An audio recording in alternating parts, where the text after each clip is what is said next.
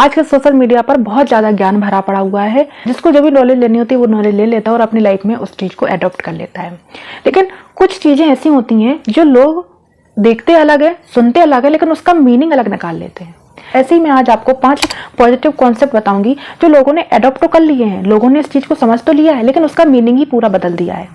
तो वो क्या है, चलिए जानते हैं। हेलो दोस्तों, मैं हूं संगीता। मेरे channel about life with Sangeeta में आपका एक बार फिर से स्वागत है। उम्मीद है आप खुश होंगे, स्वस्थ होंगे और अच्छे होंगे। अगर आप इस चैनल पर पहली बार आए तो प्लीज़ चैनल को सब्सक्राइब कीजिए और वीडियो अच्छा लगता है तो वीडियो को लाइक, शेयर एंड कॉमेंट कीजिए। चलते हैं वीडियो की तरफ। Number 1, body positive. अब बॉडी पॉजिटिव का मतलब है कि हमारी बॉडी चाहे जैसी भी हो, हम मोटे हों, पतले हों, हमने इसे पूरी तरीके से एक्सेप्ट कर लिया और हम अपने आप से बहुत प्यार करते हैं, हम अपनी बॉडी से बहुत प्यार करते हैं। ये पॉजिटिव कॉन्सेप्ट है, लेकिन इसका मतलब ये बिल्कुल भी नहीं है कि अब हम अपने बॉडी पर काम ही करना बंद कर दें। जितना बॉडी को एक्सेप्ट करना जरूरी है उतना ही फिजिकल हेल्थ को बनाना भी जरूरी है। अपनी फिजिकल हेल्थ के साथ आप खिलवाड़ नहीं कर सकते हैं, क्योंकि फिजिकल हेल्थ को मेंटेन रखना भी आपकी ही जिम्मेदारी है। तो अपनी बॉडी से प्यार कीजिए, अपनी बॉडी को एक्सेप्ट कीजिए, लेकिन अपने बॉडी पर काम करते रहिए, अपनी बॉडी को मेंटेन करते रहिए, हेल्दी लीजिए। आप भले ही मोटे हैं, पतले हैं, इससे कोई फर्क नहीं पड़ता है, लेकिन आपको हेल्दी डाइट लेनी चाहिए, आपको हल्का फुल्का थोड़ा सा व्यायाम करना चाहिए, आपको हल्की फुल्की सी वॉक करनी चाहिए। ये सारी चीजें आपकी बॉडी के लिए जरूरी हैं और अपनी फिजिकल हेल्थ को बरकरार रखना आपकी जिम्मेदारी भी है। नंबर 2, कई लोगों को लगता है कि जो चीज हमारी किस्मत में नहीं है वो हमें मिल ही नहीं सकती है, और जो हमारी किस्मत में है वो हमें मिल ही जाएगी। इसका मतलब ये नहीं है कि अगर हमारी किस्मत में नहीं है तो हम मेहनत करना ही छोड़ दें, हम उस पर काम करना ही छोड़ दें, हम कुछ करना ही बंद कर दें, या हमारी किस्मत में है तो हम कुछ करना छोड़ दें। देखिए, पड़ोसी भाई थाली भी अगर आपके सामने रखी है ना, तो उसका बाइट आपको खुद तोड़कर लेना पड़ेगा, खुद से खाना पड़ेगा। आपको परोसी थाली आपको अपने आप आपके पेट में नहीं चली जाएगी, आपको मेहनत करनी पड़ेगी। इससे कोई मतलब नहीं होता कि आपकी किस्मत में क्या लिखा है क्या नहीं लिखा है, लेकिन हमें हार्डवर्क करते रहना चाहिए, हमें अपनी मेहनत करते रहनी चाहिए, अपनी स्किल्स पर ध्यान देना चाहिए, अपने आप को एक बेहतर इंसान बनाते रहना चाहिए। क्योंकि अगर आप एफर्ट्स नहीं डालेंगे फिर आपको कुछ भी आपकी कुंडली में लिखा होगा आप वो अचीव नहीं कर पाएंगे। इसलिए अपने भाग और किस्मत को लेकर मत बैठिए, अपने आप पर काम कीजिए, अपनी लाइफ के ऊपर काम कीजिए, अपने आप पर फोकस कीजिए, अपनी लाइफ पर फोकस कीजिए। नंबर 3, काइंड होना अच्छी बात है, लेकिन उसके चक्कर में खुद को सेक्रीफाइस करना या खुद को हार्म पहुंचाना अच्छी बात बिल्कुल भी नहीं है।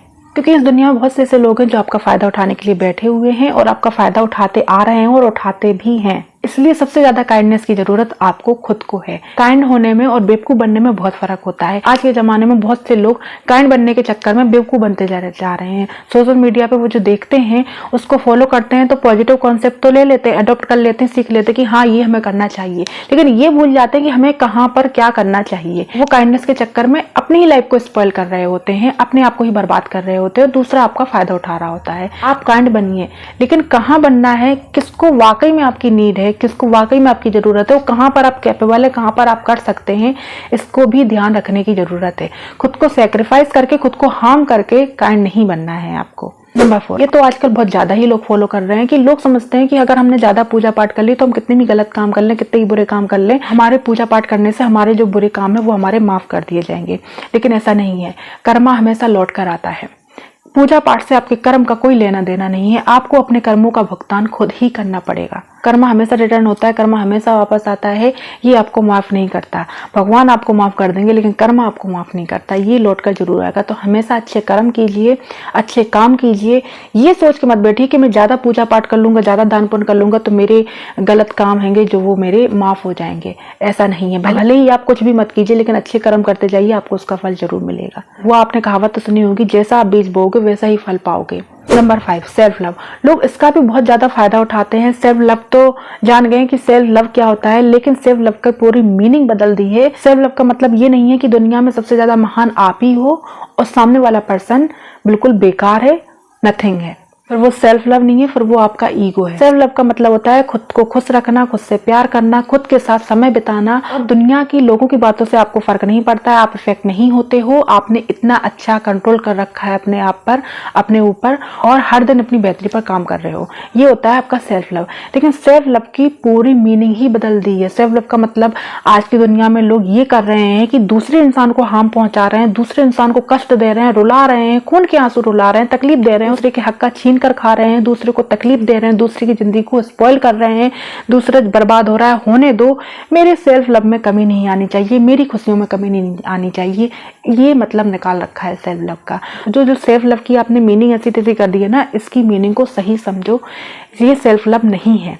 सेल्फ लव का मतलब होता है अपने आप पर ध्यान देना, अपनी बेहतरी पर ध्यान देना, अपनी स्किल्स पर ध्यान देना, अपनी नॉलेज को बढ़ाना, हर दिन बेहतर करना, हर दिन कुछ नया सीखना, अपने आप से समय बिताना, अपने आप से जुड़ना और दुनिया से, लोगों की बातों से फर्क ना पड़ना। सेल्फ लव के चक्कर में दूसरों से प्यार करना मत भूल जाइए, दूसरों को भी प्यार कीजिए, खुद को प्यार कीजिए लेकिन दूसरों को भी प्यार कीजिए, खुद को रिस्पेक्ट दीजिए लेकिन दूसरों को भी रिस्पेक्ट दीजिए, खुद की वैल्यू कीजिए लेकिन दूसरों की भी वैल्यू कीजिए। ये है सेल्फ लव का मतलब। उम्मीद है वीडियो आपके लिए हेल्पफुल रही होगी। मिलता है अगली वीडियो में, तब तक के लिए खुश रहें, स्वस्थ रहें।